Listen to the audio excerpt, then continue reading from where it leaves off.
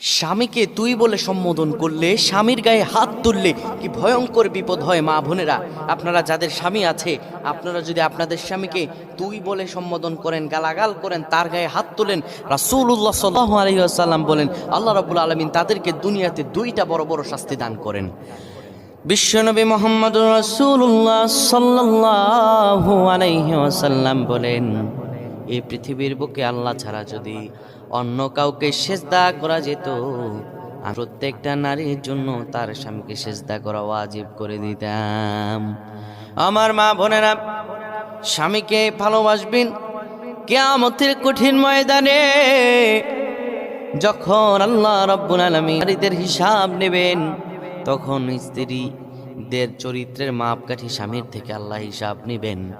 আমার মা বোনেরা, যারা স্বামীকে তুই তুকারি করে, যারা স্বামীকে গালাগাল করে, যারা স্বামীকে তুচ্ছতাচ্ছিল্য করে, যারা স্বামীর গায়ের হাত তোলে, রাসূলুল্লাহ সাল্লাল্লাহু আলাইহি ওয়াসাল্লাম বলেন তাদের জন্য দুইটা শাস্তি পৃথিবীর বুকে রয়েছে।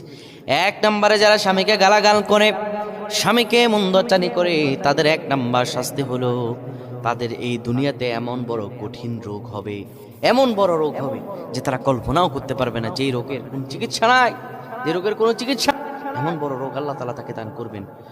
এত বড় রোগ দান করবে যে রোগের কোনো চিকিৎসা নাই।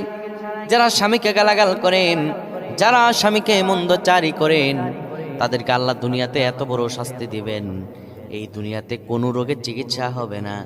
দুই নম্বরে যারা স্বামীকে তুই তুকারি করেন, যারা স্বামীর গায়ে হাত তোলেন, তারা দুনিয়াতে কোথাও গিয়ে শান্তি পাবেন না, কোথাও শান্তি পাবে না, না ঘরেতে শান্তি পাবে, না বাবা মার কাছে শান্তি পাবে।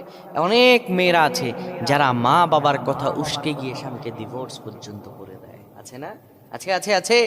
অনেক মা বোনেরা আছে যারা মায়ের কথা গিয়ে, বোনের কথা শুনতে গিয়ে, বাবার কথা শুনতে গিয়ে, দুলা ভাইয়ের কথা শুনতে গিয়ে স্বামীকে তালাক পর্যন্ত দিয়ে দেয়। কিন্তু